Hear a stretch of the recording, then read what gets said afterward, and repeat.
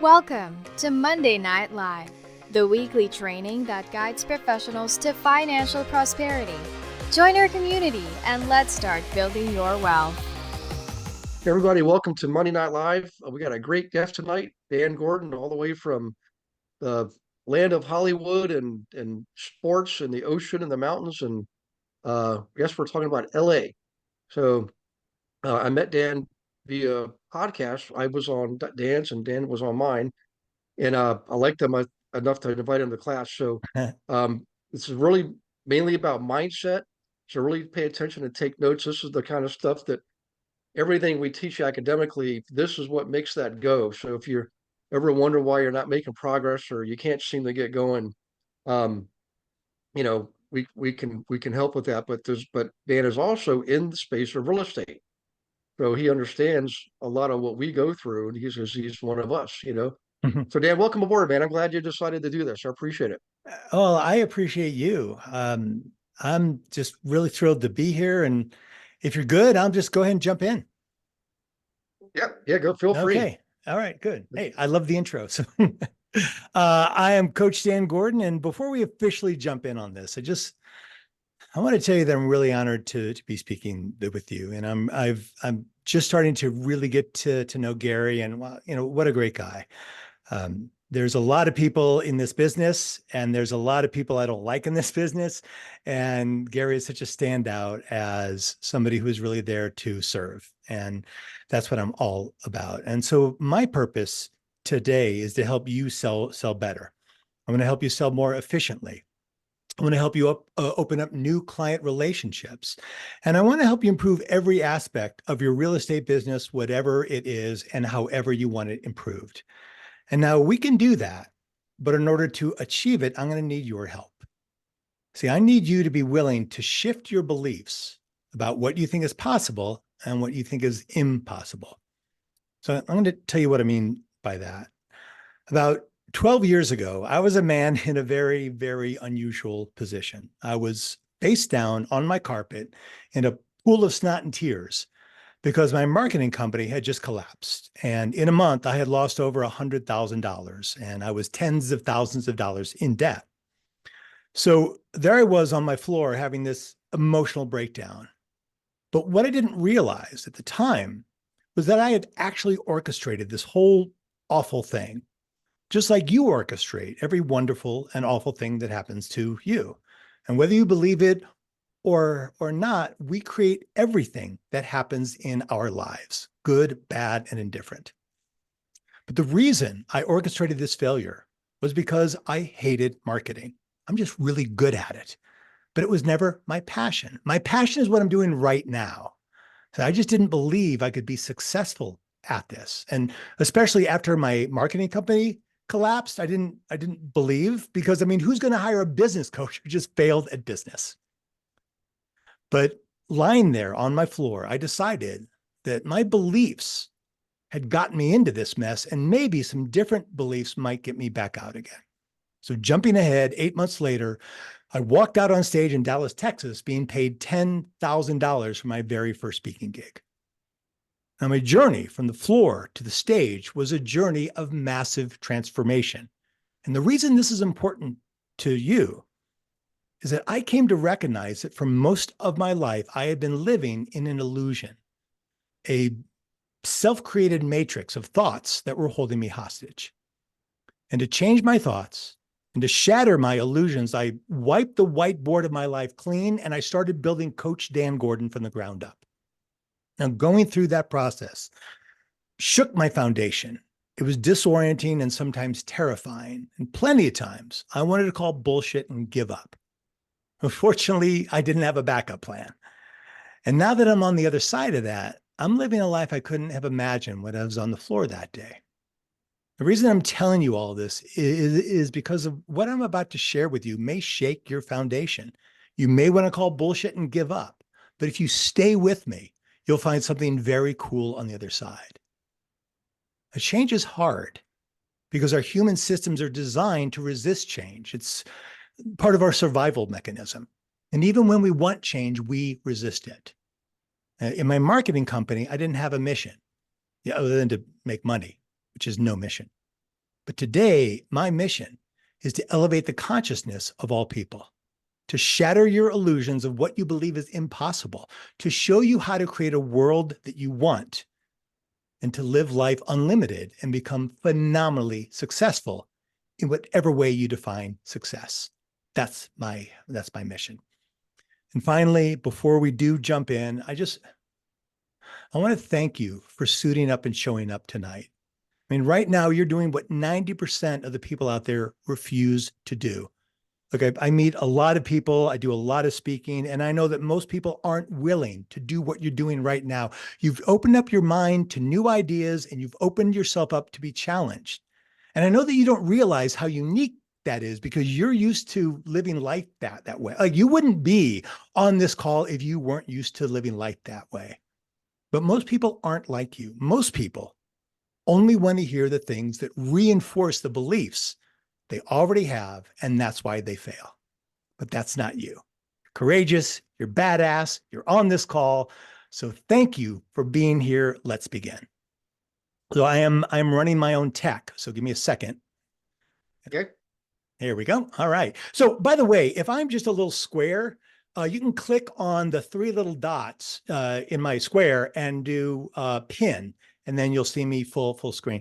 I use a system that allows me to be in my slides instead of just disappearing. There's nothing more boring than just watching slides without and just hearing a disembodied voice. So again, I'm Coach Dan Gordon. My company is Dan Gordon Enterprise LLC, and our mission is to free people of their self-imposed limitations so they can experience life unlimited. Now, I've helped over 1,000 entrepreneurs do that very thing, and I'm looking forward to helping you do the same today. Pumped to be speaking with you because I love working with realtors. I have a bunch of realtor clients. You guys work harder than any other entrepreneurs that I know. And I also like my trainings to be super interactive. So like I said earlier, if you have questions, pop it in the chat.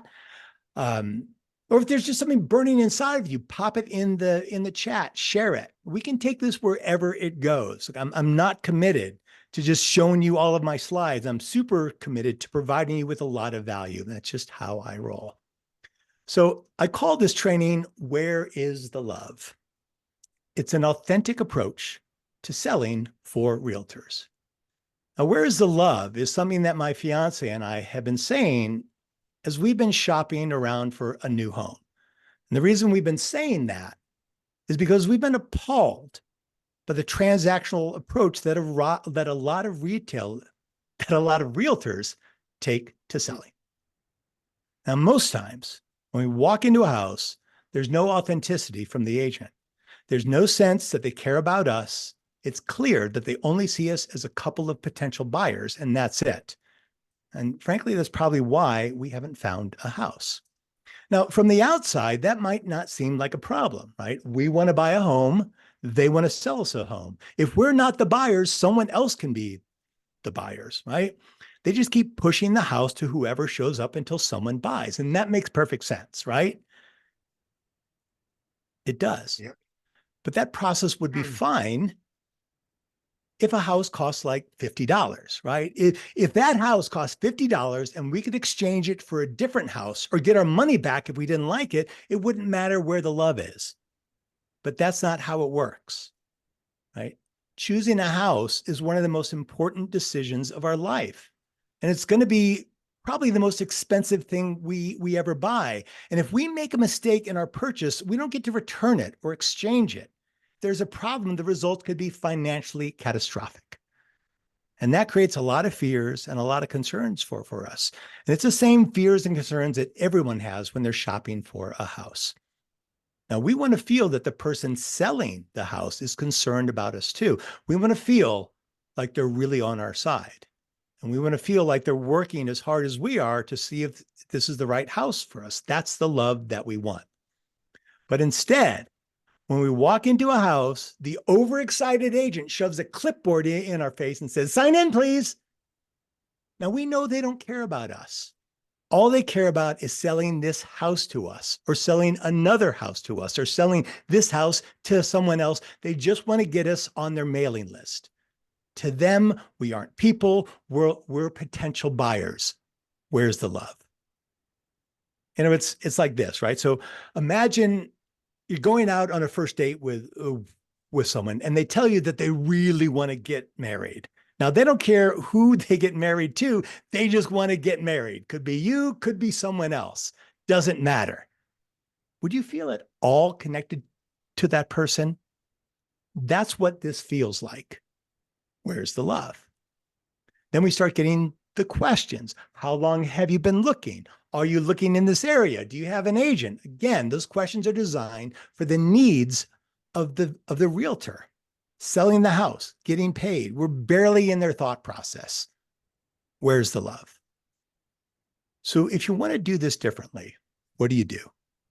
This is the hard part, right? How do you show the love when deep down you really want to sell the house and get that commission or get a new client or close an investment? How do you want something without getting so caught up in wanting it that you make people feel like objects? Well, that's exactly where 90% of most salespeople screw themselves up. And it's why most people hate salespeople. And frankly, it's why a lot of salespeople hate themselves. This perpetual want is where realtors or any salespeople can lose their humanity and slowly transform into self-righteous douchebags. Now, I love salespeople. I love selling. And I love it because selling is the most efficient way to help someone get past their fears and connect with a product or a service or a home that they really want. And that's why I love helping salespeople sell better without losing their humanity, to become more passionate and compassionate and better leaders. And if you're doing sales right, you're inspiring people to take action and live their best lives. I look at sales as the most noble profession. Now, in sales training, what I do, it's all about selling without techniques, without tactics, without Jedi mind tricks. And I refer to this style of selling as selling authentically, or in the vernacular, no douchebag selling. And in fact, if you're interested, I'll be doing a free 90-minute masterclass on this style of authentic selling, no douchebag selling. And if you want to attend, it's easy. Just hit that QR code and you'll go to a little form and sign up for it. And again, it's free. There's no funnel. There's nothing to buy. There's nothing I'm going to push on you. I love helping salespeople. I love helping realtors. And if you're QR code averse, you can just text the word no douche, NODOUCHE, to that number, 213-409-8366. I would love to have you there. So the question is, how do you show the love and make people feel good when deep down you really want the money? And that's not a bad thing. Look, money is great.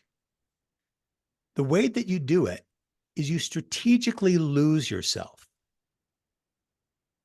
in the wants and needs of other people.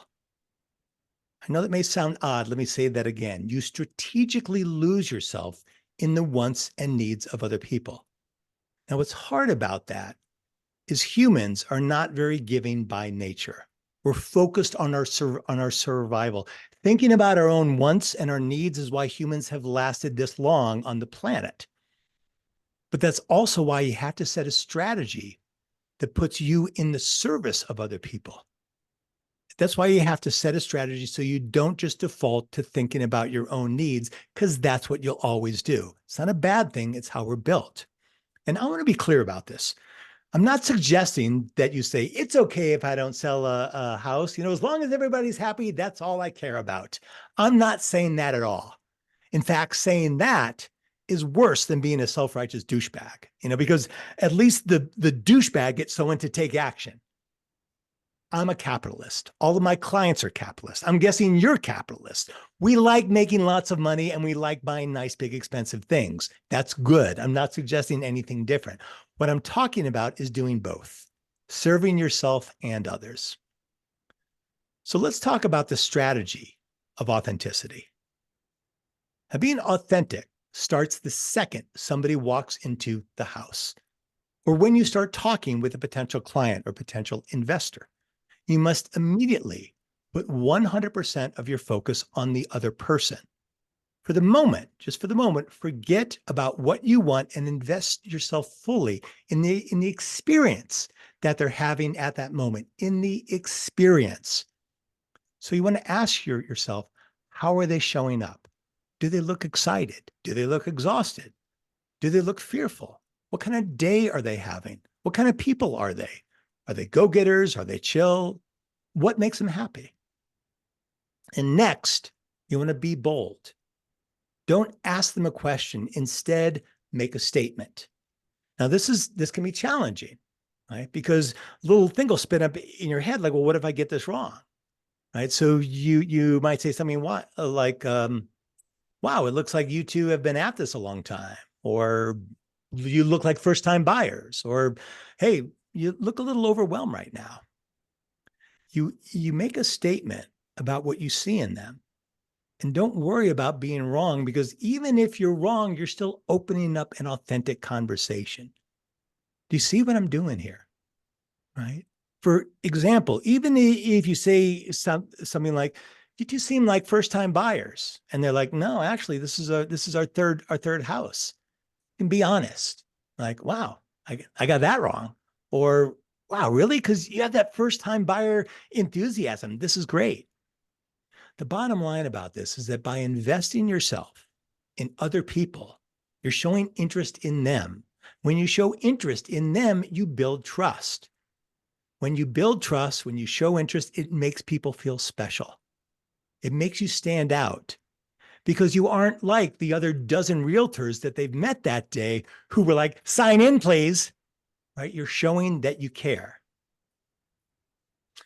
So you've opened up that trust. Now you want to ask questions, but don't ask questions that are about selling the house. Like, are you looking in this neighborhood? Ask questions that are about them, that are about getting to know them better. For example, right? How has your home shopping experience been so far? Like, really want to know how they're doing with this experience, right? Because they're not just looking at your house; they're looking at dozens of other houses. So where are they? And they might come back like with something like, "This has been really stressful. We moved here for a new job, and we can't find a place that we can afford." Now, this is a great opportunity. It's a great opportunity to show empathy and some compassion. Right. So let me just jump back here. Is there a question, or do we just need to mute? I took care of the mute. Yeah. Thank you so much. All right. Oh, good. Yeah. So, they say it's been really stressful, and this is a really great opportunity to really connect with them, to show that compassion, right? So it's like, "Man, I'm sorry. Buying a house is stressful enough. Moving to a new city on top of that, man, that's really courageous. I give you a lot of credit." Right? Start to connect with where they are. And see, now you're having a human conversation with them. They're warming up to you. They feel good about you, and keep doing that. The thing that you don't want to do is don't mention the house. Do not bring in the house. It will destroy all the goodwill you just created. Right? Again, back to that the first date. Imagine, you're on that date and you're just getting to know someone, and suddenly, boom, they're like, "Hey, let's go back to my place." Right? Kills the vibe. So instead, wait for them to ask about the house. Now, let's say they start going negative, right? For example, they say something like, "We really want to be in an up and coming neighborhood, and this one looks kind of dead. I don't think this is the place for us." Now, immediately you're going to want to say something like, "Oh, no, the neighborhood is great. It's coming together. I mean, this is great. It's very up and coming," right? Don't do that. Very douchebag. Instead, you want to respond and mirror the concerns that they're having. So in other words, you don't want to defend, justify, or deny anything. Just lead with empathy and compassion.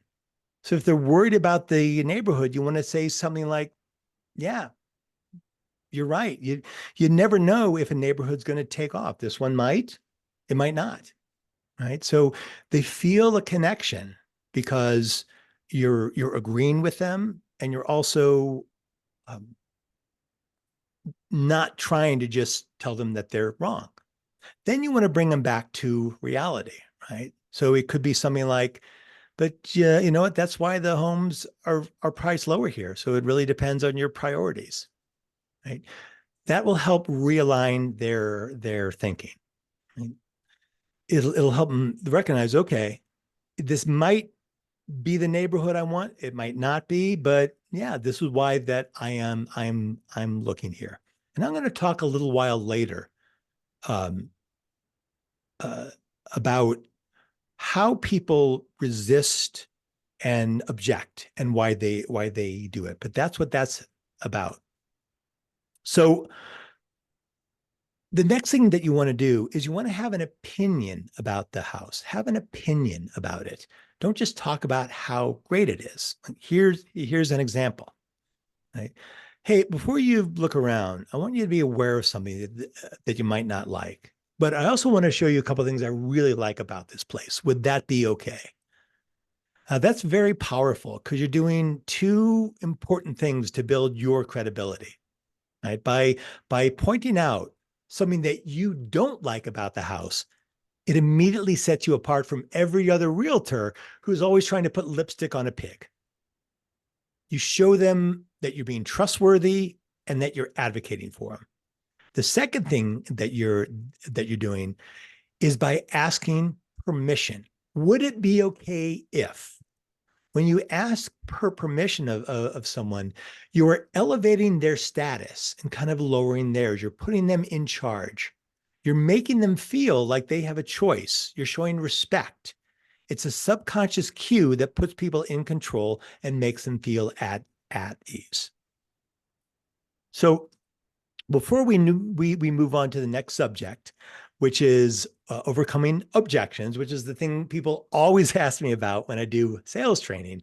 Before we get there, I want to do what I talked about earlier, a little Q&A intermission. Oh,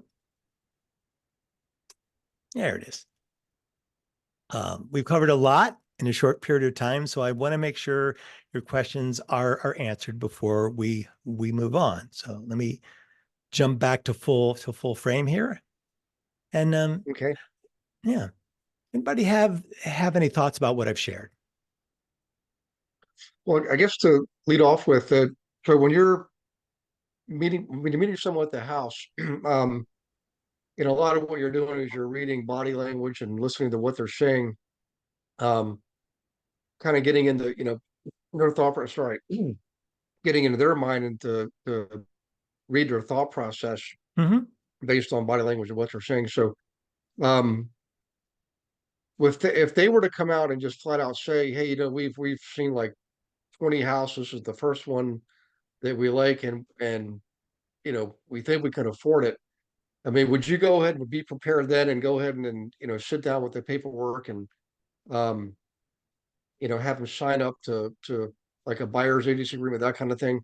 I get the whole thing about not having them sign it as soon as they come in, because Mm-hmm. I've experienced that myself too. But it's Yeah. good to do that, but you want to maybe do it as they leave, something like Well, you that. want to But do it once you've established some trust and rapport with them, not just after mhm, they've seen the house, but you had an authentic conversation with them.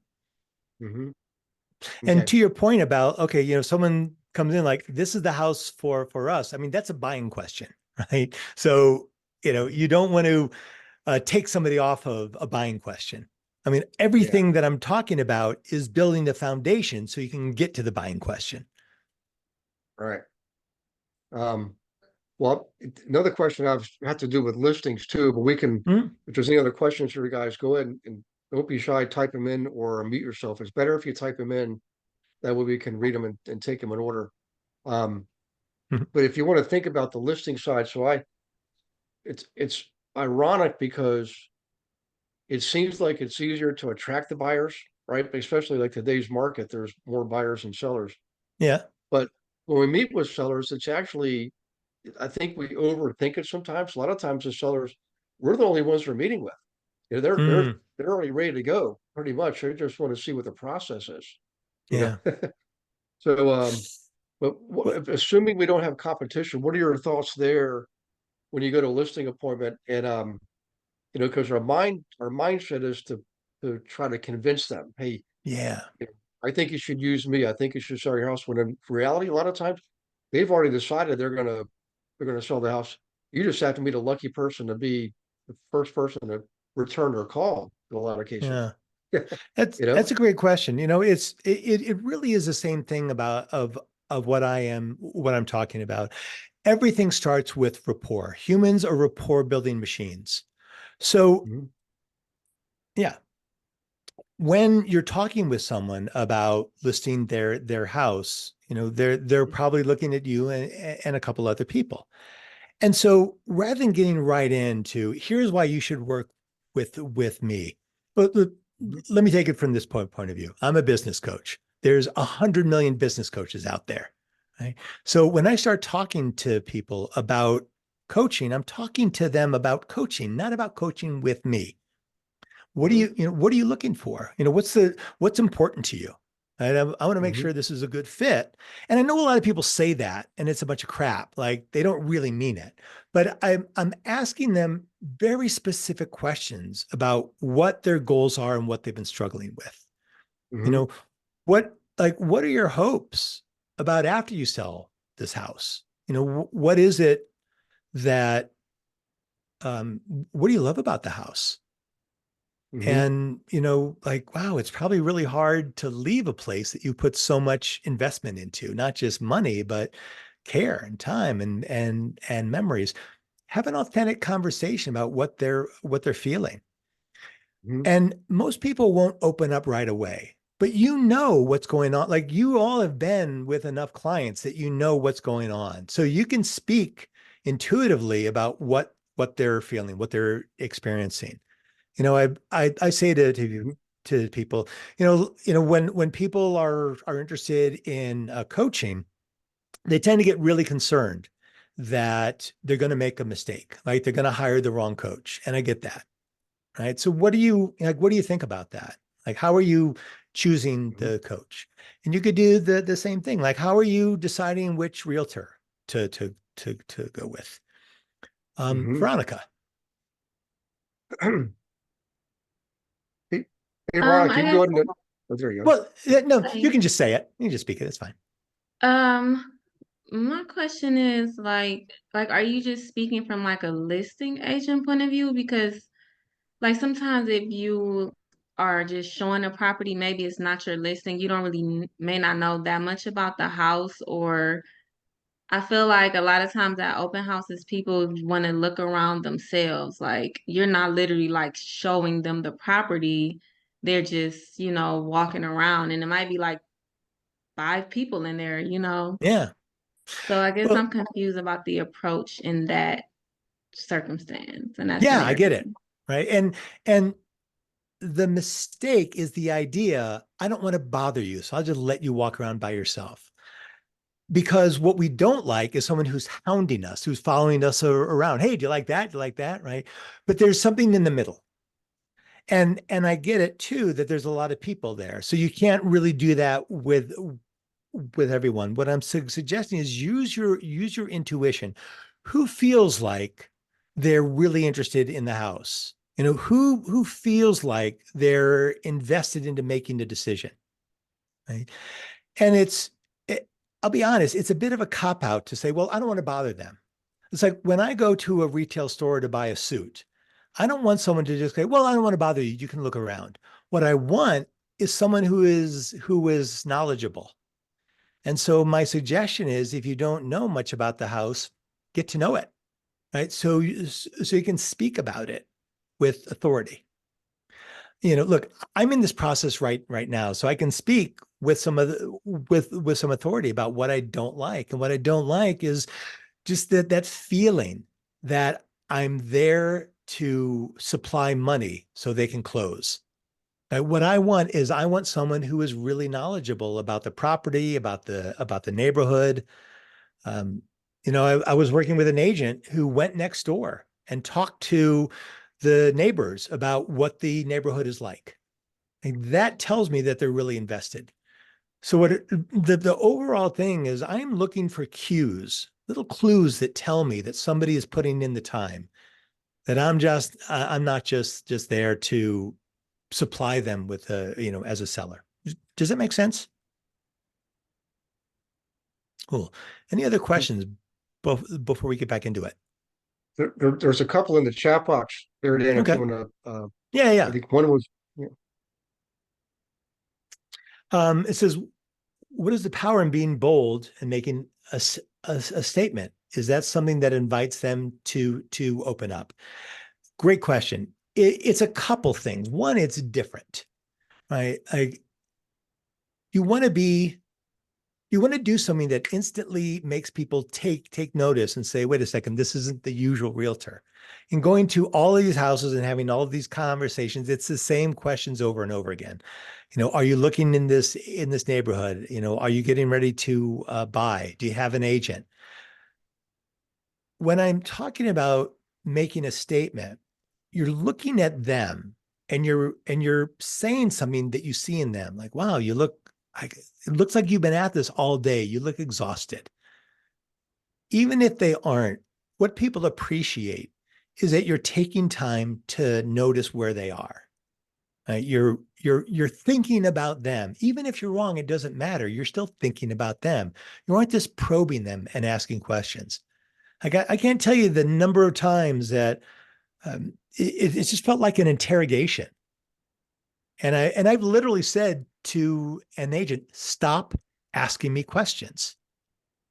And I've had someone follow me around. Hey, don't forget to sign in. And after the third time, like, I'm not signing in. It's horrific because they're not showing that they care. So I'm going to jump back in because I'm going to cover some other things that I think you really are going to like. Okay. Switch back. Okay, cool. So let's get back to overcoming objections. First, it's really important to understand why salespeople, why everybody makes such a big deal about overcoming objections. And ironically, overcoming objections has less to do with getting someone to say yes and a lot more to do with getting someone not to say no. And we hate hearing no. And why is that? Like, why do we fear rejection so much? Well, it's really simple.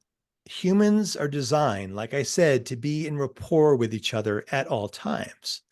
Now, a few million years ago, when we were cave dwellers, we had to be in community to survive, right? We had to hunt together, we had to gather together, we had to defend ourselves together. And if you were ostracized from the community, it meant certain death. And that, like, little nugget from our early operating system is still operating in our system.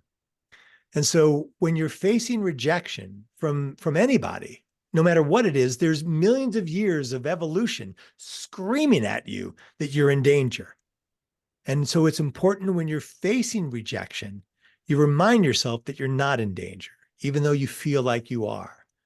And giving into those fears will sink any sail, right? They will prevent someone from feeling like you're on their side. And the next important thing to know about overcoming objections is really knowing what objections are. So this is an objection. That's it. Someone says no, it's an objection. You can't overcome a no because it's a no. But this isn't what most salespeople, realtors define as objections. Right? They see these as objections, and they're not. They're not. Right? I'll think about it. Let me get back to you. Do you have a website? I'm not ready yet. It's out of my price range. And these are only interpretations of objections. Right? They're just not someone saying yes yet. These are the things buyers or people who are thinking about working with you as an agent say when they're afraid.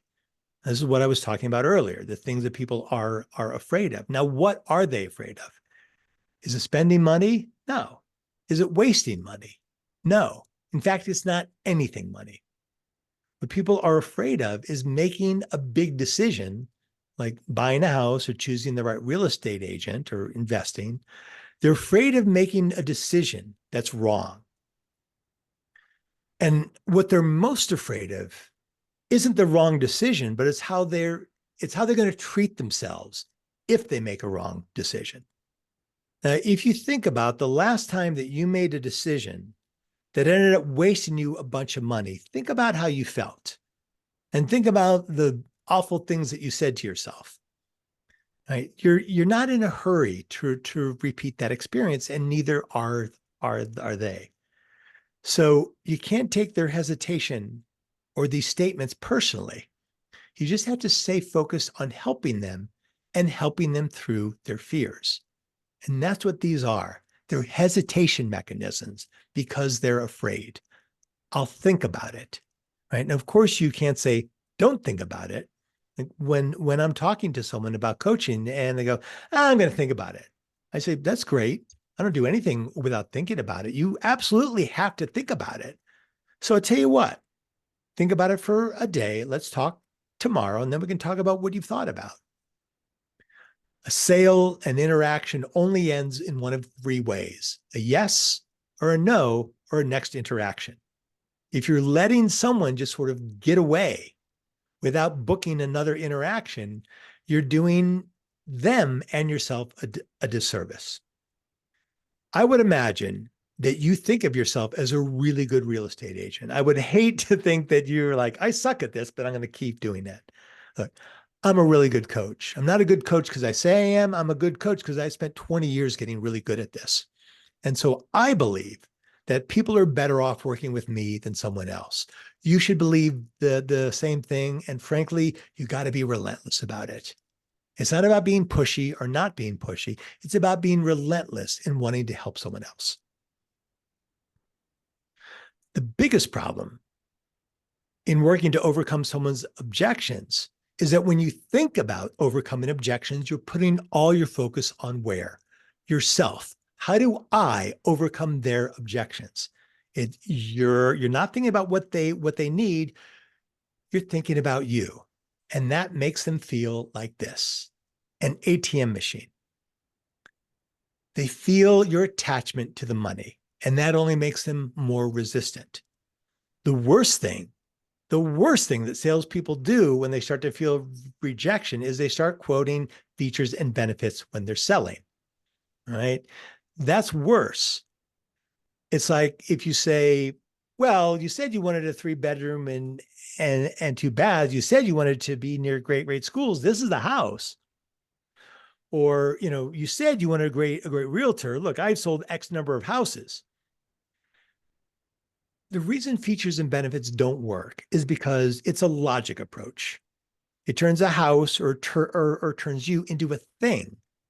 And people don't buy things. People buy experiences. That's really important. People don't buy things. People buy experiences. So anytime you're giving someone a bad experience, it doesn't matter what the thing is, they aren't going to buy it. It doesn't matter how much they want or need it. If the experience is bad, they don't buy. When you're trying to overcome someone's objection, all you're doing is telling them they're wrong. You're giving them a bad experience. You're making a sale feel like this, or you're making a connection with them feel like this. It's slow and painful, and you just both want it to end. When what they really want and what you want is for a sale to feel like this, or even better, this, right? The only way to truly overcome someone's objection is to get out of your head and stop focusing on the objections. So let me give you an example of how to do that, how to get out of your head, how to stop focusing on the objections. So here's your prospect, and this is you. When you approach someone as wanting to sell them something or wanting to just engage them, you're creating a transactional relationship.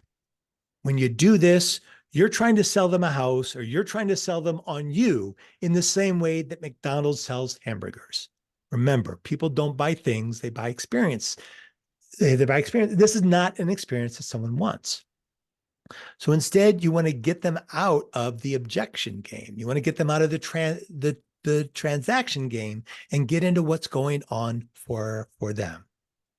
So when I'm faced with a pushback, like someone saying, I'll think about it, there's a very simple term that I use.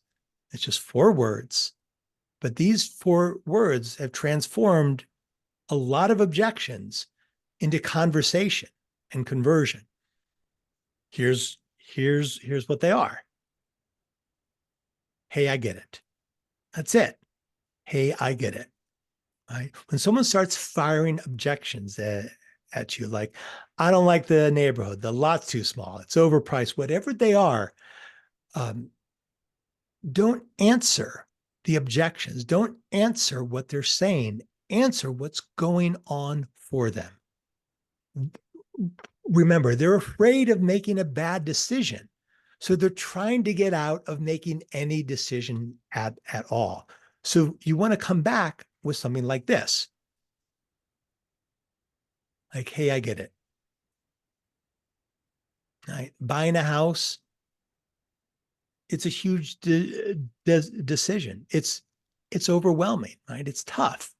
Hey, I want to pause briefly to talk to you about your business and specifically your leads. I know volume was low. I've been in this business for 38 years. Volume is as low as it's been in the last 30 years. On our team, we have our own lead generating system. We don't only give you leads, we give you your own lead account. All these leads are yours. They go in your database, not in the team database. They go in your database, okay? All the sales, all the listings go in your name. They don't go in the team, they go in your name. We have our own training programs to teach you how to invest and how to work with investors, and we coach you one-on-one. And here's the best part of all, our split is only 25%. You don't pay for anything out of pocket. Everything you get comes out of your low 25% split, and that's not even permanent. That's a temporary split. After a few transactions, you go to a 5% split. That's what you pay forever, and you still get all the coaching, the leads, the marketing, the training, everything you need. Okay, this is real, and it's happening right now. Click on the link below. It's in the email. If you're watching this through another platform, just go to globalinvestoragent.com. Scroll down till you see the join form and fill it out. Otherwise, it should be in the email that you're watching this from now. Okay, I look forward to talking to you. Don't wait. Think about what you're getting now and think about what I just told you. Think about what you've not been getting and think about what you could be getting. All right, just click on the link. We'll do a quick interview. I'll analyze your business and we'll see if this is a fit. I look forward to talking to you. Bye-bye. But if it's okay, before you make up your mind, I'd like you to consider something. And would you be open to hearing that? So first of all, when you approach them in that way, immediately, it allows you to regain control of the sale. If you're answering a bunch of angry questions or answering just a bunch of any questions, your prospect is controlling the sale, and you can't allow that. So the first thing, hey, I get it, is a reframe of the entire conversation. It puts the ball back in your court. So let's talk about what's going on in this conversation. Starting with, hey, I get it, signal to them that you understand and you're compassionate to the difficult experience that they're having. They're having an emotional experience. When you say things like, it's overwhelming, it's tough, you're letting them know that you know how they're feeling. And then by saying, before you make up your mind, this is really powerful, before you make up your mind, you're suggesting that they're still open to the idea of buying the house, or they're still open to the idea of working with you. This will stop their negativity.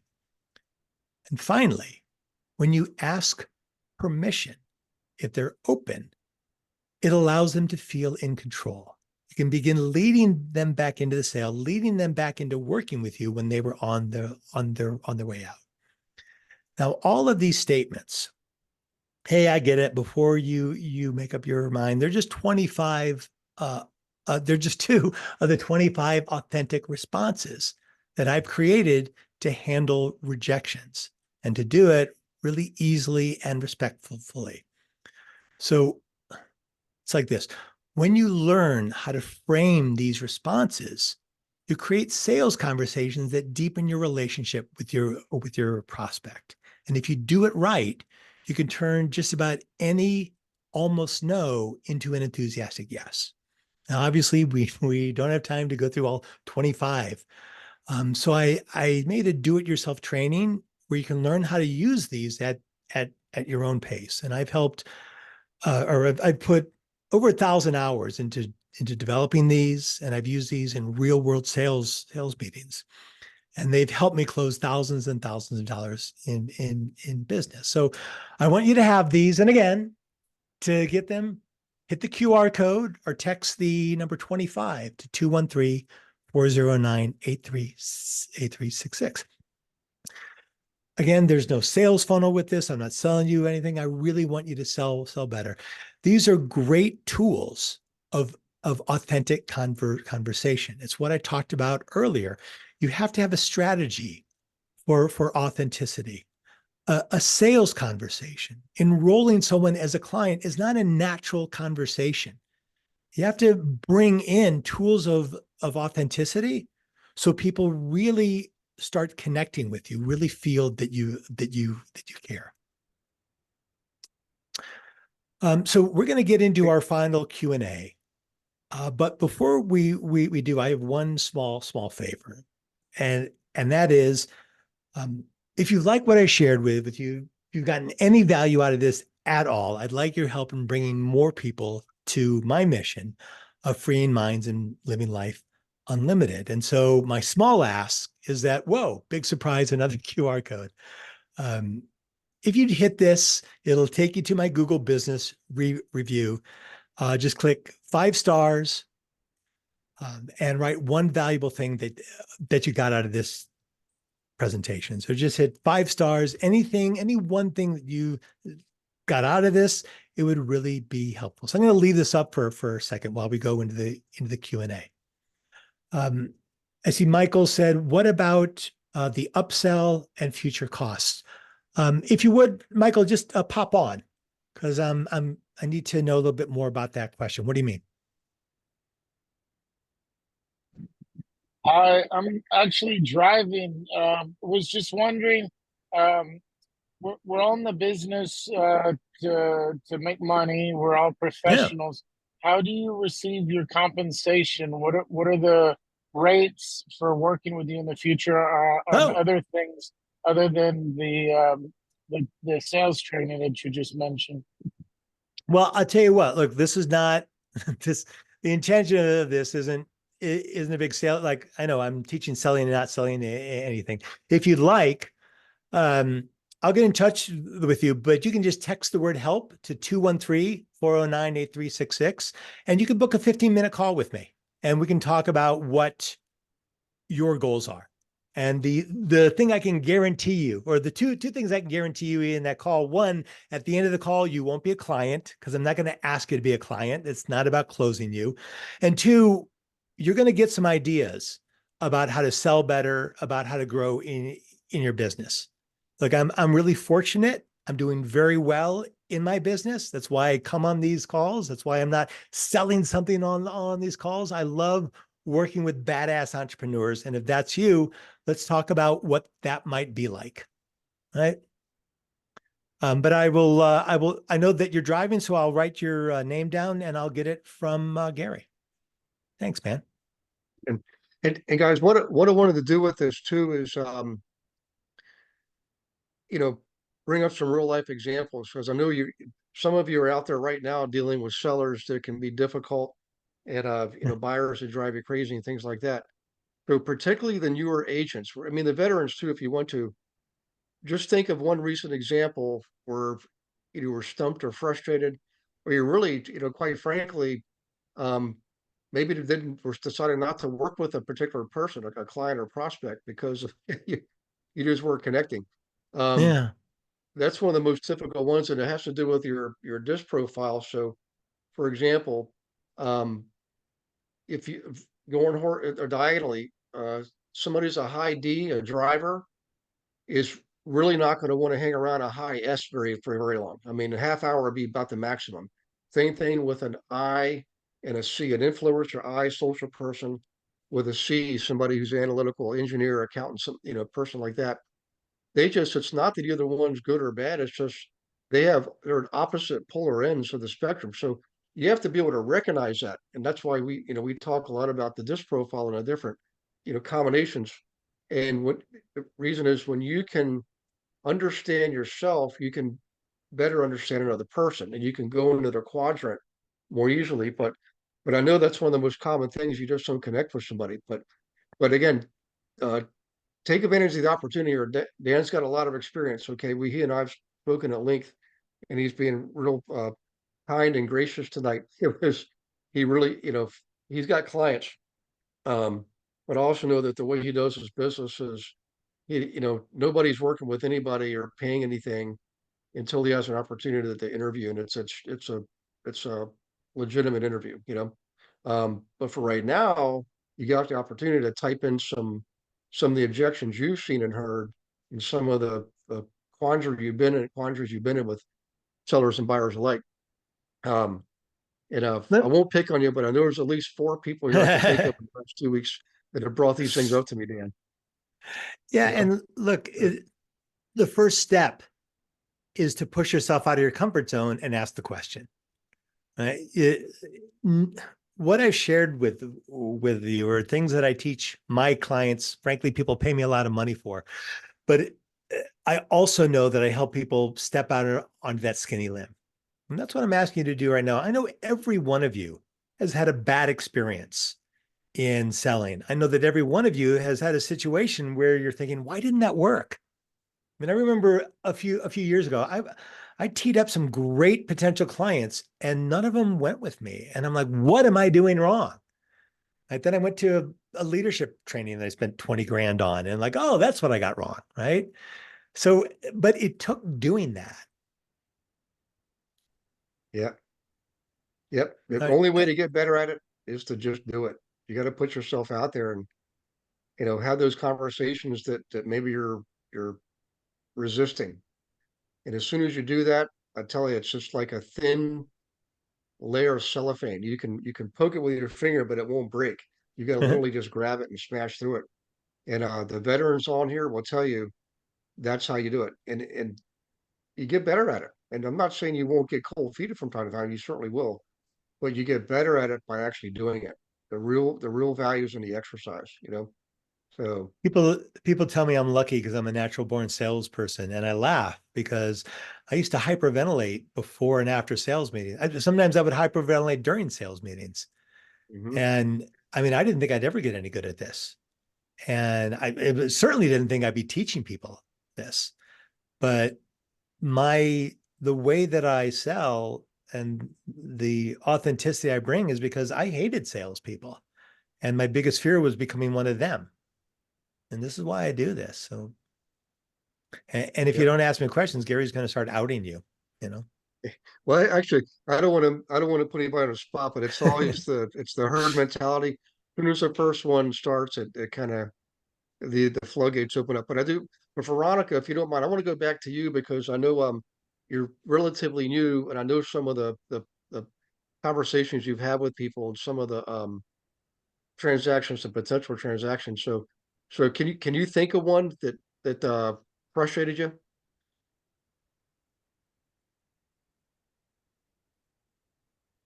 Like an objection that frustrated me, It doesn't have to be a or just specific a objection, but like trying to get a listing appointment or trying to get a buyer to agree to go ahead and look at properties, that kind of thing. Sometimes people they'll hesitate. It's not like they're blowing you off, they're just not committing. And you can't figure out how do I get this person to actually take action?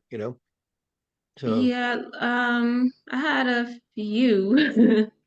I know. Like one scenario where someone was ready to sell, they wanted to sell, but they wanted to sell it for like a crazy price. It was nowhere near worth like at all. And when I just picked his brain a little bit and asked him, like, well, would you pay that for it?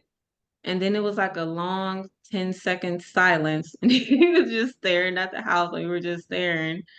And he ended up, saying,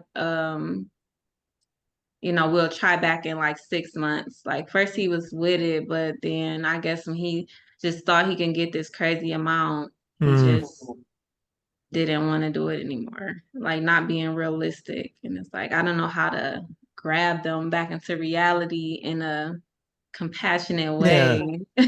Like, Yeah. Can I speak on that? I mean, that's awesome. And I know from my own realtor clients, it's not unusual. So the easy thing to say and the most logical thing to say is, look, would you pay that? Right. And that 10-second pause was his enthusiasm just going, right? Like, oh, I feel terrible now. And remember, people don't buy things, they buy experiences. So in trying to help him, you inadvertently gave him a bad experience. And he probably thought, God, I'm so stupid, right? Or man, that was dumb. And any bad experience we move away from. And unfortunately, you were the representation of the bad experience. Not that you did anything wrong. You didn't, but just in his consciousness, it was like, oh, that was a bad feeling. And Veronica was connected to it. So let me just move away from it. So a different way, I think a better way to approach that is like with one of those 25 phrases, right? Like, hey, I get it. Like, wow, I really understand. Of course you want to sell the house for that much. I want to sell the house for that much. But would it be okay if I shared with you some thoughts I'm having about that? Would that be okay? All right. And you just go really slow with them. Like, my concern is, judging by the market, I'm just not sure about the price. I mean, we can do it, but it may take a lot longer than you want. I'm just kind of curious what you think about that.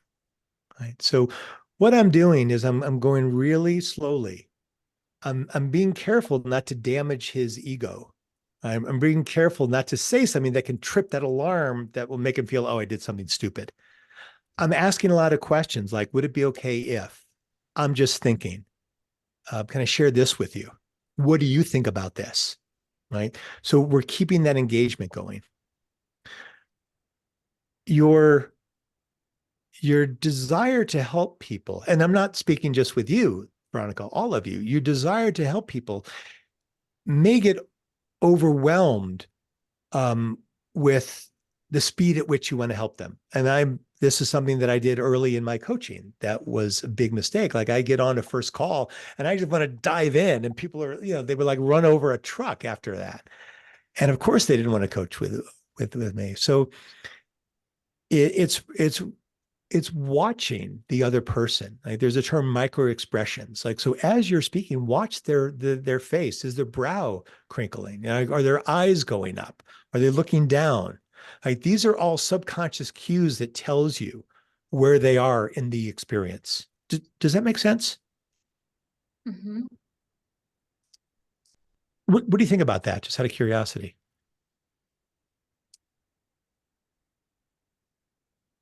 I mean, am I full of crap?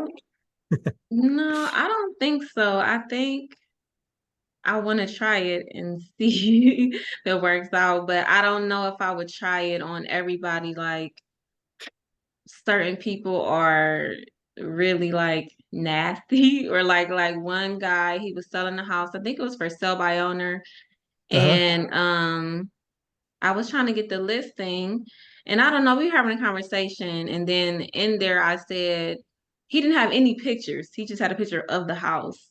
And I was Yep. like, it may be you may get more people interested if there were some pictures. And it just ticked him off. It's like, I've been doing this for 20 years and da da da. And then he started talking about all these material things he has. And I'm like, Yeah. what did I say wrong? Like, I feel Right. like I'm always saying something wrong, and I don't know like where I'm going wrong until I went wrong, and I still don't understand why.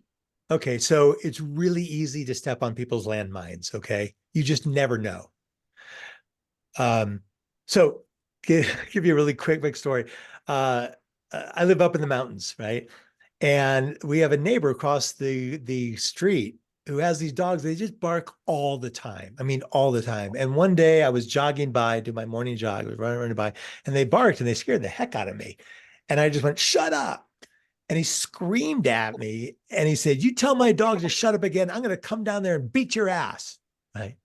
And so now, I'm a grown man. Like, so suddenly now I'm about to get in a fight.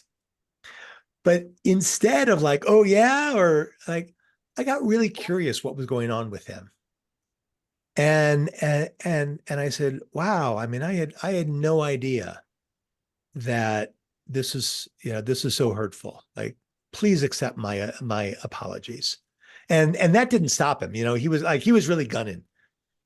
But I said, hey, could you share with me like why that bothered you? And he starts saying about his dogs protect the neighborhood, which they don't, right? But that's his belief.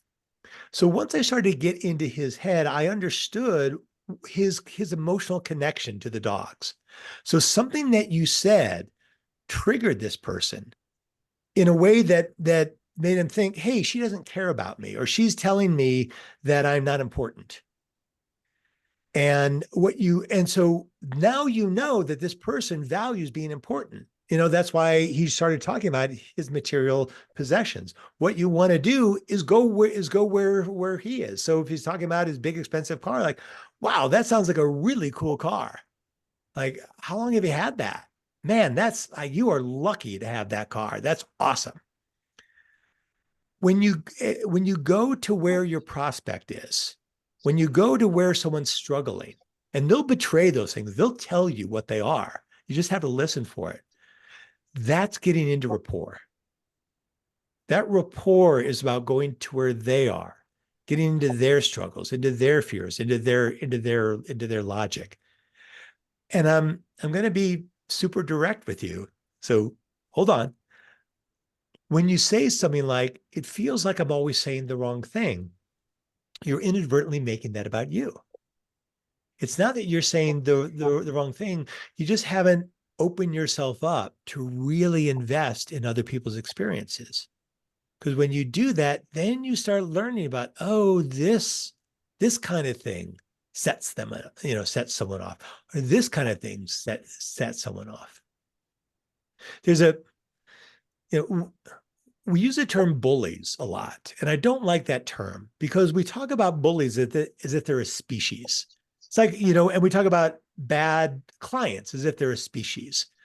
Bullies aren't bullies because bullies have friends too. Bullies are people who are struggling.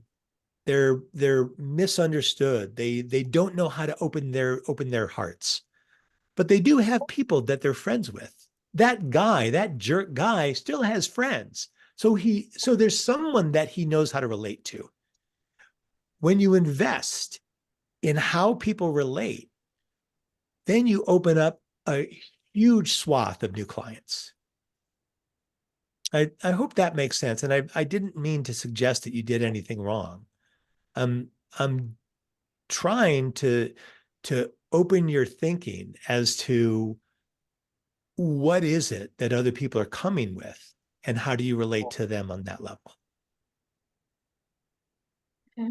Yeah. Hey, Dan, there's another one in there too from Gil from Vegas. Oh. Gil from Vegas. Oftentimes when working with couples, do you get different signals as who is really the decision maker? How do you work with two different people? That's great. So I've worked with clients who say, hey, can I bring my wife or my partner in? And now I'm working with two clients, or I'm working with a married couple or a partner. And it's always such a dicey thing because what they do is they try to get me on their side, right? I become sort of this third fulcrum in this relationship.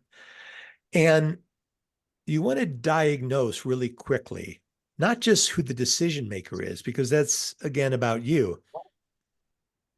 What's going on in the relationship? Like, in fact, if we can, Gilbert, if you can pop on and let's talk about what happened so we can kind of diagnose it, because I don't want to guess. Well, I have some clients where I mostly deal with the husband, but I can tell she's the decision maker and kind of stays silent in the background. Yeah. Okay. So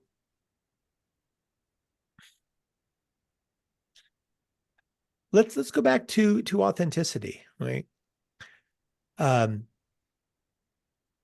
You can say that, hey, kind of feel like, you're the quiet, strong one here. Right. And so I'm curious what you're thinking, because, I want to make sure that we're covering the things that are most important to you. We can cover what's important, what I think is important, but I'll probably get it wrong. Right?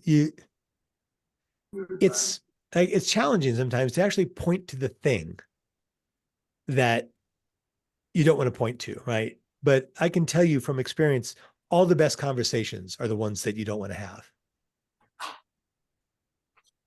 That's great. Thank you. Yeah. Who else? Yeah, let's see. I saw some head nods, by the way, when Gil asked that question.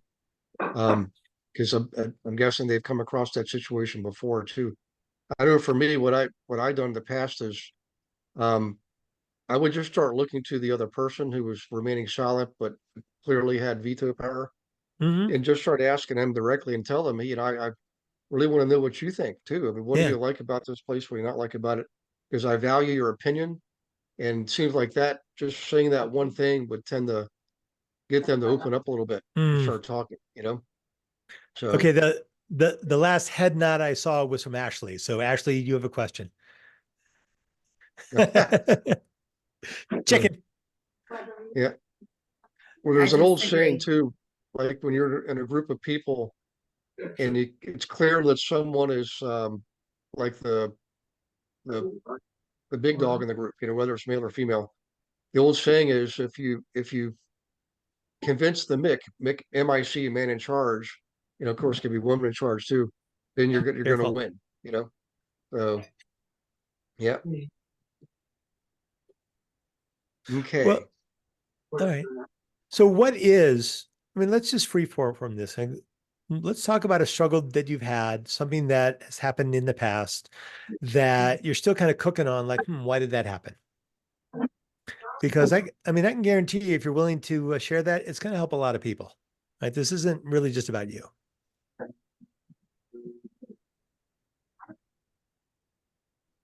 I'm Mike trying to think talked if any. about something earlier. Karen? Not Yeah. me, but Mike talked about something earlier, having a hard time getting somebody to commit. So I don't know if he's willing to bring it up or not. Oh, in the mastermind class earlier. Yeah, Commercial it's mastermind, just I'm just out in public now. I'm at a grocery store, so I Yeah. don't think it's a good time. Okay, sorry. All Didn't right. mean to Well, put you on the spot, but I thought, well, maybe, you might have something to share. you know what? I'm going to challenge you. It's good to put people on the spot. Everything that I've talked about is moving people into action. And in order to move people into action, you have to take them out of their comfort.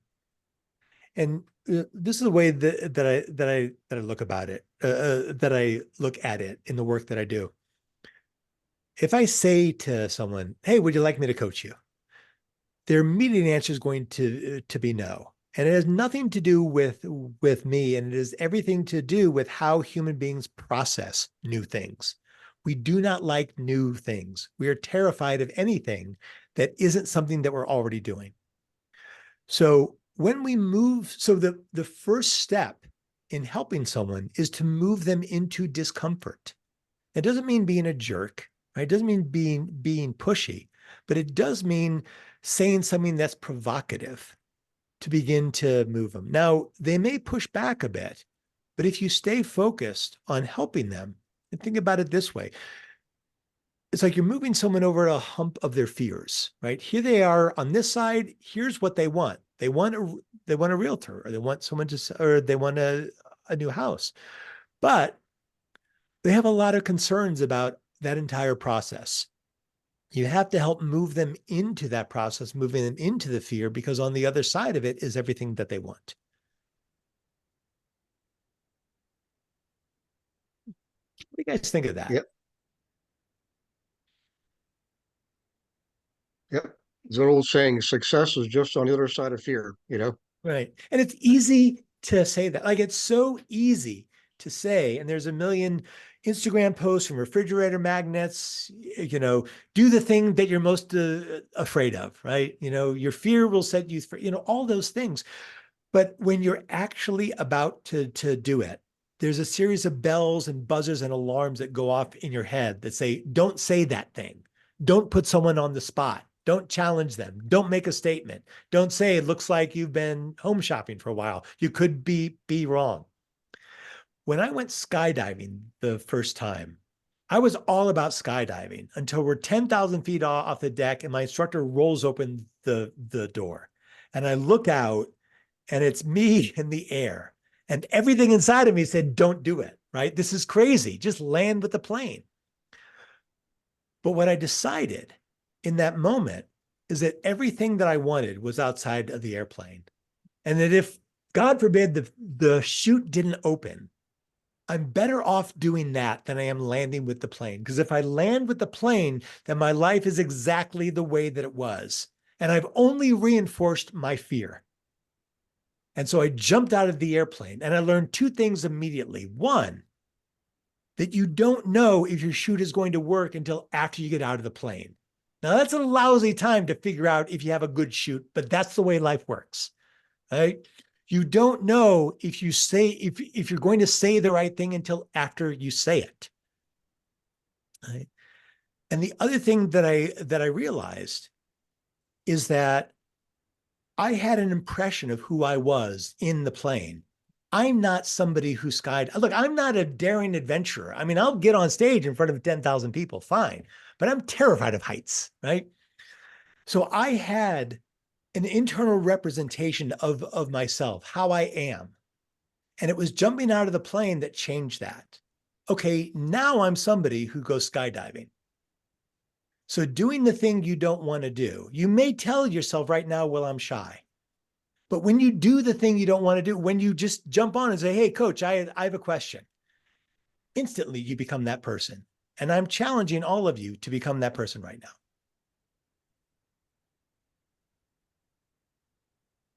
I like challenges. Yeah. It's okay to have You know, that- fears, just don't let them stop you, Yeah. right? Look, I was afraid before I got on this call. I'm afraid every time I walk out on stage, and I do this a lot. The fear is never going to go away. You can never say, well, I'll do it when I'm ready, and I know I'll be ready because I won't feel afraid. You'll just do nothing. Yeah. The thing I love Always about working, thanks, Lisa. The thing I love about working with realtors is that you have to put yourself out there every day. It is endemic in your field. And frankly, it's why most realtors fail, because they're unwilling to do the things that you have to do in order to be successful. I don't want that to be you. Yeah. I have an old saying that the analogy is a plumbing problem. If you don't confront something that you're holding yourself back from confronting something you need to confront, it doesn't get better. It might soften up and kind of go in the shadows for a while, but there's going to be a trigger later on. It's going to pop back up again. It happens in all relationships. So it's like a plumbing problem. Plumbing problems don't get better on their own. You've got to solve them. And the sooner you address it, the better it is. So They think get of it worse. that way. If you're having a problem reaching out to people, and I don't mean confrontational like with your clients, but confront the issue if you're not wanting to get on the phone. You don't want to call them. We all do it. I mean, I still do it too, guys. I've been doing this a long time. But I promise you, the sooner you do, the faster you're going to get results. And you actually get better at it, not the act of making the phone call. You get better at overcoming your fear. You practice just like anything else. You got to do it to get better at it. Yeah. So, Hey, sorry, Dan, Dorothy, ask me a question. Yeah. Yes. Me? No, Dorothy.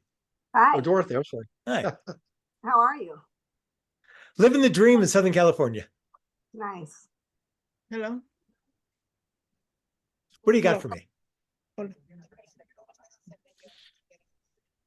¿Qué fue? Yeah. Bien, So, bien.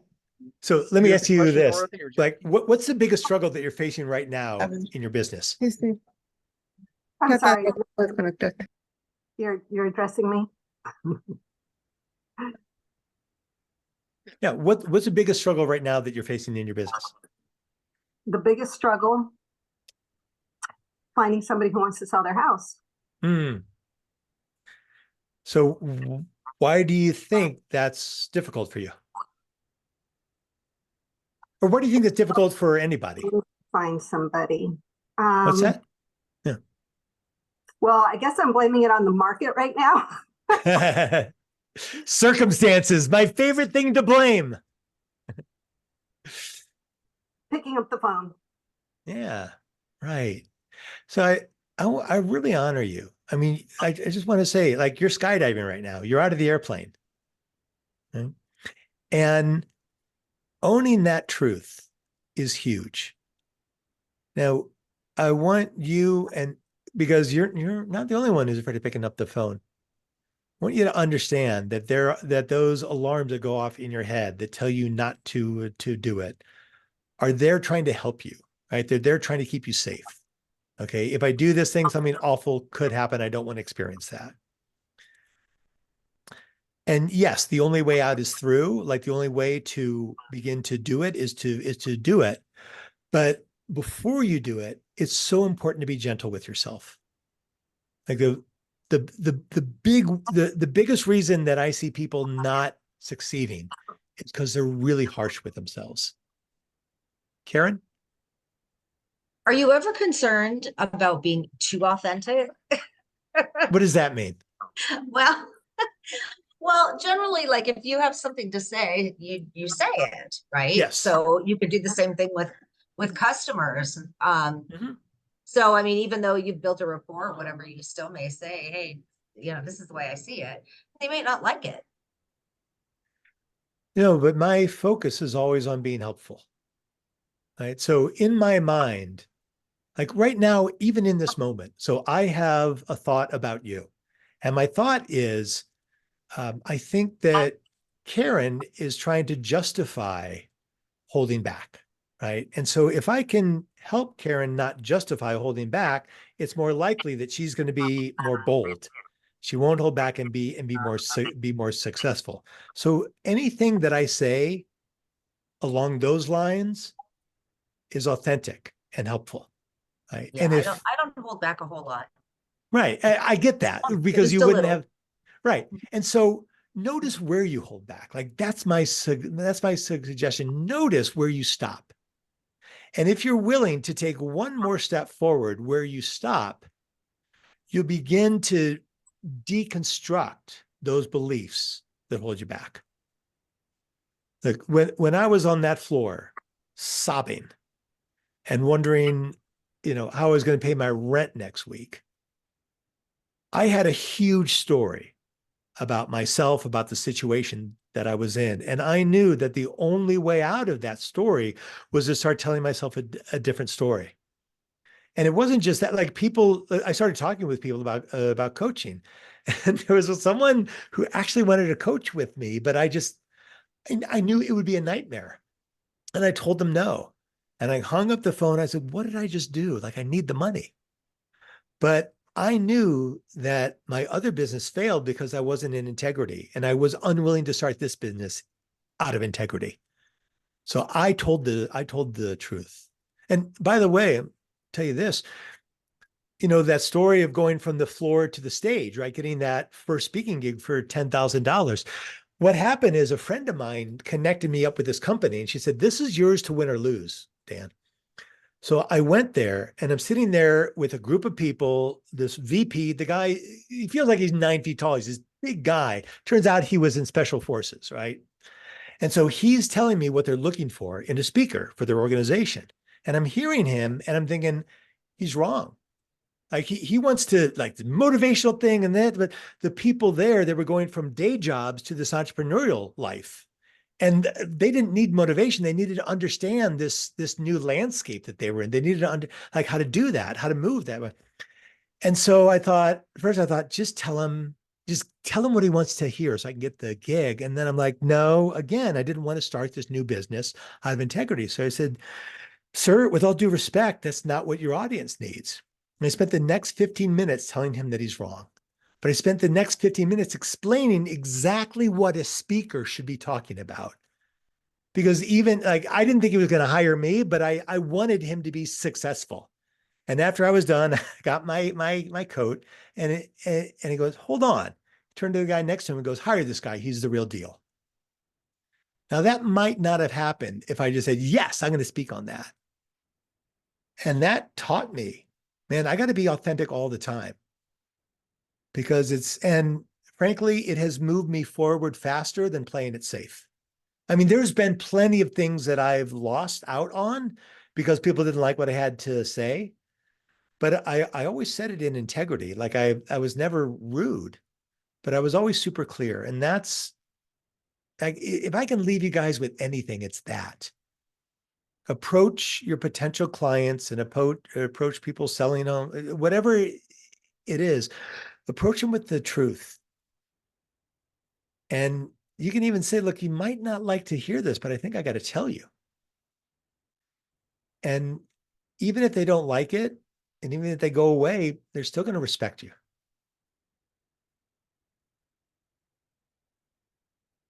I'm gonna have to jump in just a minute. I really hope this was helpful. I mean, I honestly do.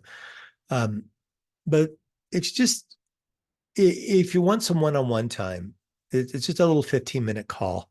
I really like doing this. And so just write it down or text the word help to 213-409-8366.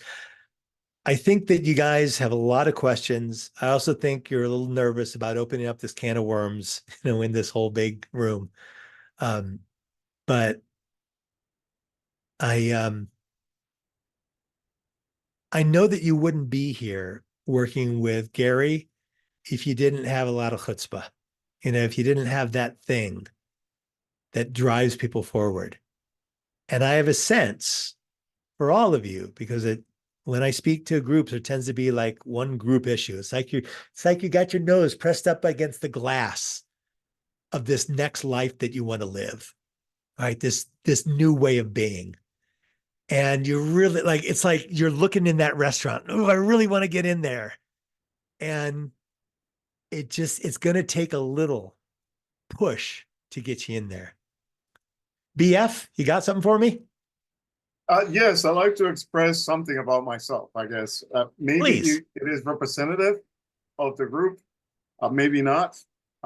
So what you presented today is a little bit of a paradigm shift to me. In what way? In what way? Well, you used the word douchebag. Yes. Don't be a douchebag, which is pretty awesome. And also, there is like a soft yet persistent approach to sales, and which is not what everybody else outside of this team seems to be about. Gary's always been training us to be ahead of the market and also be prepared, but also be a human. Don't be weird. And clearly, yeah. And so to me, it's like, well, combining all of this today is really gonna be slower, but it'll make me stand out more in comparison to other people. It will take a while because the consumer are so used to sign. Yeah. And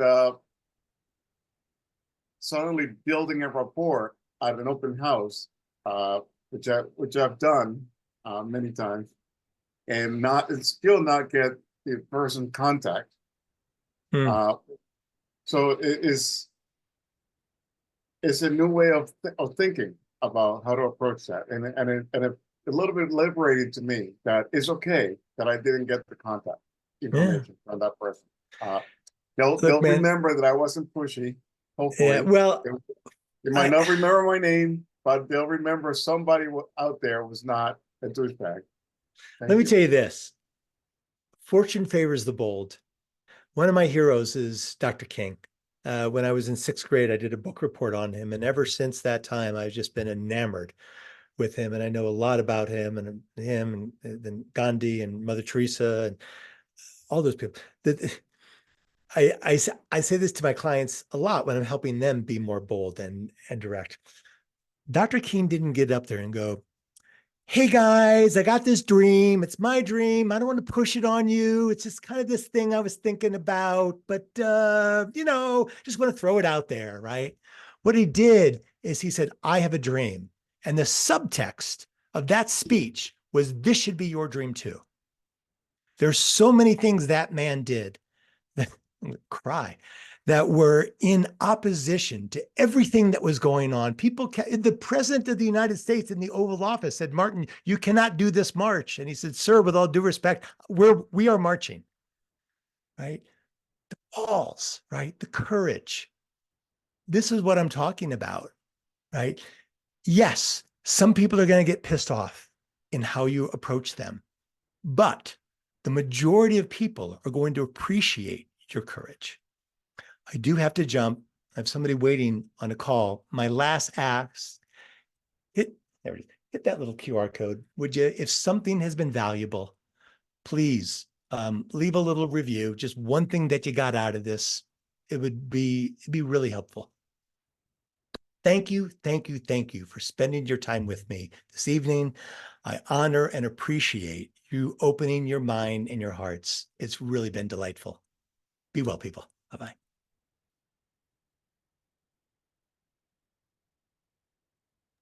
Thanks, Dan. Appreciate that.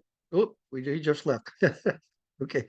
Hey guys, I'm going to probably take off unless does anybody have anything you need to cover that's, urgent, transaction related, client related. While we're on here together to get support of the group as well as me. How about this? How about we all say hi to Dana Truman, the man from Maine? Who here remembers the name Dana Truman? Dana Truman. Besides me. Yep. Hi. He's famous. Dana Truman is the guy who brought me into EXP. Ah. Yeah. And if you look at Facebook, go back several years, you'll see pictures of he and I at his Moose County surf and music shop. Him surfing and me pretending to surf. And might be a couple beers then too, but I don't know. Yep, sitting on the front porch, all the Quebecian. So Dana, Karen's Canadian. So Karen, a lot of the Quebecians will come down. There's Old Orchard Beach was the northernmost beach with sand that they could get to, So pretty neat. Yeah. Great place. But I'll keep you So posted on. I can thank Dana for being here at EXP. Because it's pretty much because of pretty Gary much just that about I'm everybody here. Yeah. You're all descendants of Dana Truman. Sure. Grandpa Dana. That's me. Yeah. Actually, that's pretty much true. And Lou Brown's on. Lou, good to see you. Yeah, How you baby. doing? I'm doing fantastic. Gary, how about you? Hey, Karen. Hey, Eric. Good. PM, I saw you on here too. Yeah.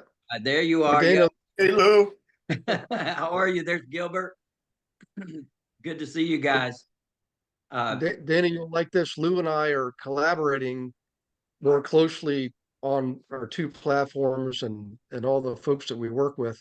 It's a natural fit. More will come out over the next ensuing weeks and months. In fact, you got a big event coming up this weekend, Lou. I do. The Millionaire Jumpstart starts Friday, Saturday, and Sunday. So you're definitely, I think, let folks know about that, but any of you can join at millionairejumpstart.com. Want to make sure that you get the opportunity to do that because it'll be some months before we do that again. Yep. And it's better to be there live, guys, but you do simulcast it also online. Is that right, Lou? I do. I Yep. do all 3 Yep. days. Yep. So They're for Dana long and everybody, days. And they're, yeah, Long, long, awesome, and very They are. authentic. They are. Yeah. Yeah. yep. He'll And keep you on it's your good. toes. Yeah. No Good lectures. material too. So Yep. we do a lot of subject twos and using trust, for buying and selling properties, and a lot of good stuff, man. Property management. It just go to the websites and see what all there is to offer there, and you'll see why I'm so excited about this. So, but thanks, Lou, for Buying popping right in. and buying cheap. There you go. Yeah. And creative. Hey guys, if you recall, Dana taught a class for us a while back also. Yeah, baby, there's PF. PF has still got his yeah, baby. Yeah. I love it. I love it. You're awesome. Yeah. Thank you. You're welcome.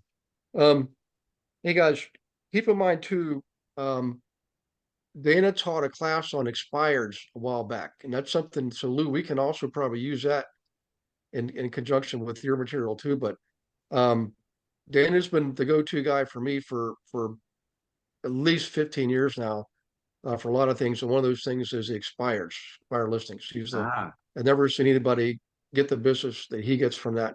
I've seen a lot of people try. So there's more coming in. Dana, I'm not sure how much, is out in the public right now, but I'm holding back on. No, We I've, love expired one listings. more That's great. application to do. What's that, Dana? So the flag is changing in a couple days at this rate. Everything else has Gotcha. been brought in. I just have to send my stuff to the state of Maine. Awesome. Yep. So Dana's coming back to the fold, man. This is good news. Good news for everybody here. And he's up above me. So there's a lot to come from that. And a lot to come from Lou and I also coming down the road. So Lou, we met the operations team last week to talk about the graphics and the footprint and all that. So we need a little bit more time, but we'll show you what we got, and then we'll go forward from there. Eric and I were just waiting. Yeah. Oh yeah, it's going to be good. So, yeah, the world's going to be this. I think this is the first collaboration of its kind that I've seen. I mean, at the level we're doing it at, Lou, I don't think I've seen anything like this. So, it's good to be first, guys. I believe that's the new paradigm. I believe the new paradigm is collaboration instead of competition. Yep. Absolutely. So, okay, guys, if you don't have any more questions, I'm going to go and spend some time with my sister, my mom, my sister's in town, and maybe get some kind of dessert. We'll see. Who knows? I think I'm the dishwasher tonight, actually. So, Me too. but I'll see you guys on your one-on-one. So if you haven't had a one-on-one for a while, please set one up. I think the rest of this week is pretty well booked, but just use the link, set up a time for yourself. Next Monday night, we're going to go over two systems. One is called CIMLS. Some of you have already seen it because we talked about it before, but we're going to dive deep into that system. So Lou, that's another system we could use too. It's complementary to Really Flow. It gives us a lot of the commercial stuff. It's all commercial stuff actually. So, and Dana used that one too, man. It's real easy to learn. So we're going to talk about that. We're going to showcase it. Next Monday's totally free. Nothing you got to buy. And I mean, it's got a lot of meat to it. It's a good system. And then RPR is also really continues to impress us, particularly RPR commercial when it comes to presentation material. These are things that we're going to, if you're not already using them, you want to use them because it doesn't cost you a dime. You've already got it. It spits out a lot of data. It's really impressive. Yep. For sure. Yep. I was pleasantly surprised when we looked at it again last month. We liked it going back to 2019, but we really didn't use it much. They weren't keeping their data current a lot, right? But it seems like today they doing a much better job. But the thing I like about it is the presentation tools that include a lot of demographics, social graphics, things like that that you can't just get easily on your own. Here, it's at your fingertips. So when you're building a presentation, you can use data from really Flow or CIMLS, right? But what RPR commercial does is it's grabbing data like neighborhood data, economic data, Yes. crime data, school data, all kinds of data. It right at one-stop shopping. It's amazing. You can build some pretty awesome presentations with it, you know. So be, you know, the old saying, I used to say be there or be square. Now my new saying is be there or lose hair, you know. That's a guy joke. See, look at Dave. I didn't hear that The earlier. PF, oh yeah, I guess I already been there. that's it, Been man. there, done that. Yeah. Okay. Veronica doesn't look like she's too impressed with what we're joking about here, so we'll just we'll go and cut this off. You guys have a good night, man. Set up a call with me. See you on next Monday Night Live. Next Wednesday is the monthly team call. Definitely make sure you're there because I'll give you a hint. There's a few other platforms we're looking at as far as marketing. So what day is that going to be? The 13th. Let me go back to the 13th. I'll give you a sneak preview. All right. One is called Fusion Growth Partners. They're a marketing company and they will work with you using your contacts to market and drum up deals for you. Now they're also going to use your data. The key is you don't pay unless you have a closing. Then they take a split, which is really, really rare in today's world. It's like what we do. You don't pay me a dime until you produce. So this company is the same way. I've talked to three people that have used them, and one of them is Brent Gove. He's at the top of our food chain, right? Remember, this guy makes over $1 million a month, and he uses them and he speaks about them openly without anything in return. So be there for that next Wednesday, as well as we're going to look into lofty.com. That's now attached to KV Core. It has EXP through KV Core. It's another add-on, $40 a month. But guys, if so far this year, it's been 2 months. If you haven't got all your records on KV Core and are not turned on the some monthly market update, you don't have a call plan scheduled for them, this is the kind of stuff that Lofty does for $40 a month. So now you have an option. If you don't like to do all that grunt work, these guys will do it for you. Okay. So we're going to go over that next Wednesday. This is all internal stuff for the people on the team. If you're not on the team, it's probably best if you connect with someone on the team and become friends with them so they can share these things with you, the things that are internal. So be there for next Wednesday for that. And that's the end of the update. Okay. You guys have a good night. God bless you and your families. We'll see you on the next call. Good night. Enjoy your dessert. Thank you. You're welcome. Thanks, guys. Thank you for watching this episode of Monday Night Live. Be sure to subscribe to our channel and go to realestatewithgarywilson.com to join our community and start building wealth today.